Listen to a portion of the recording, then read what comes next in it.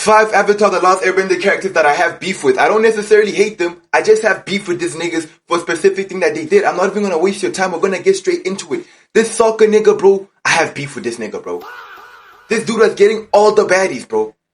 He bagged the princess, a flipping princess. I feel like y'all niggas don't conceptualize this, bro. He pulled up to an entire nation, the princess, the king's daughter, and he bagged her in one date. This shorty was kissing on him, bro. She was feeling it after one date, bro. She wanted that dick after one date. And then cool, I let that slide. Then he goes on to bag Suki, and I'm like, okay, cool, you've bagged the princess, you can bag Suki. But then my childhood crush, my crush, Ty Lee, she was on the other side. She was a flipping villain, and she still wanted that dick. She still wanted Sokka. You know how much that pissed me off as a kid? She would literally fight him in a more gentle manner to not crush the jewels. You know what I'm saying? She still wanted to feel the nigga. That pissed me off, bro. So I have beef with Sokka for that specific reason, bro. And he has a high top, bro. The second person I have beef with isn't even human, my nigga. He isn't even a real creature. It's a flippin' entity, a flippin' spirit at that. A flippin' giant ass turtle, a lame ass turtle, bruh. Where were you, nigga? The whole show, where were you, nigga? Where were you before the show even started? Where were you during Roku's era of being Avatar? You made Roku fight his best friend. Everyone knew Roku didn't want to kill his best friend. It was a given. But had Sozin died, the show would have gone a whole lot differently. And you knew that, you flipping turtle, slow ass nigga. And you did nothing. You did nothing. You could have easily have given Roku the ability to take away bending, and he could have done that to Sozin. Humbling Sozin, doing everything that Aang did to Ozai like 200 years earlier and a million deaths earlier, nigga. I flippin' hate you for that stuff, bro. I flippin' hate you for that. I want you to know how much hate I have for you, nigga. The third person I have beef with is this lame ass nigga Haru. I've never seen someone fumble the bag to this degree and efficiency, bro. He had Katara right here in the palm of his hand. Like flipping 5 episodes into the show. Literally, bro. Katara was straight up blushing, bro, in this nigga's presence before he even spoke. And then after he spoke, she was feeling a nigga even more. She even invited him to hop on that journey, bro. He could have been a main character on the show, and he decided to just stay a bum. To stay with his bum-ass father, bro. You gain nothing from staying with your dad, bro. You could have legit chilled with your dad for a week or so, and then go with the Avatar, bro. You would have been a cool dude. But no, you fumbled being a main character, you fumbled Katara, and then boom, bam, bam. You fumbled your earthbending as well, you flipping bum. This nigga can barely earthbend. You know what pissed me off even more? When we saw him like 6 months later, he got a BBL mustache. A BBL mustache from Turkey, and he still couldn't flipping earthbend, bro. This nigga was a grown-ass man in comparison to flipping Aang and Toph and Katara. This nigga was pushing 16 years of age, the same age as Zuko. And this nigga was running around with the children whilst they were at the temple, the air temple. What the flip is wrong with you? Shave that beard off, you don't deserve it.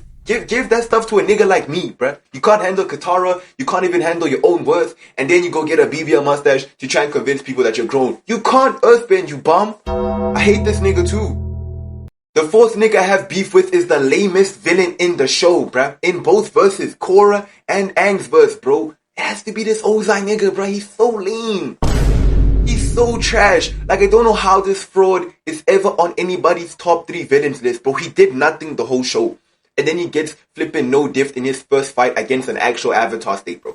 Nigga was running away. You spend the whole show sitting on your throne aura farming, sending your kids to do your jobs for you. Your flipping daughter. Have you no balls? Have you no masculine energy about you? You let your daughter go take over an entire city and then still take credit for it. You're a flipping loser. Aura, why am I calling Aura? He has none of that. Ozai was a flipping loser.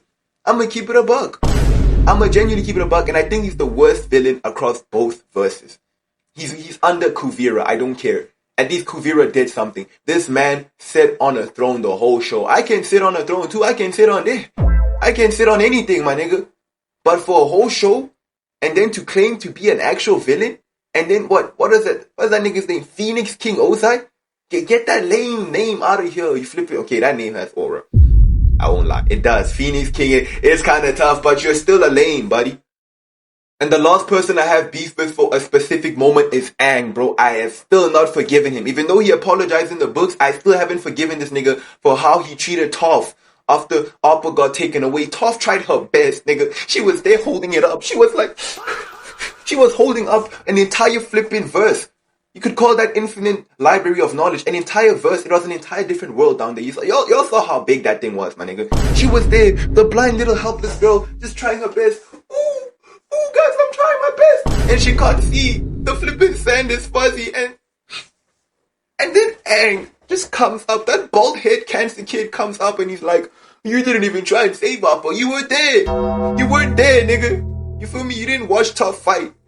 I think every fan watching that moment was like, damn, nigga, Aang, you didn't see what you just went through, bruh. I feel like in that moment, I don't care. I know Aang was immature still and he was still a kid, so it's okay for his emotions to be restless. Toph was a kid too. Toph was a blind girl. A blind girl, and she literally made it clear that she can't see in the sand. She literally held y'all niggas up. You would have been buried. So to this day, up until I see an animated apology from Aang, even if it's in a flashback, on his knees, serving. Okay, whoa. Serving on his knees is kind of crazy. I don't want to see another man on his knees. Okay, whoa, hold on. Up until I see Aang bowing down to Toph to apologize, I won't forgive this nigga for that, bro. I still have beef with him for that specific moment. You feel me?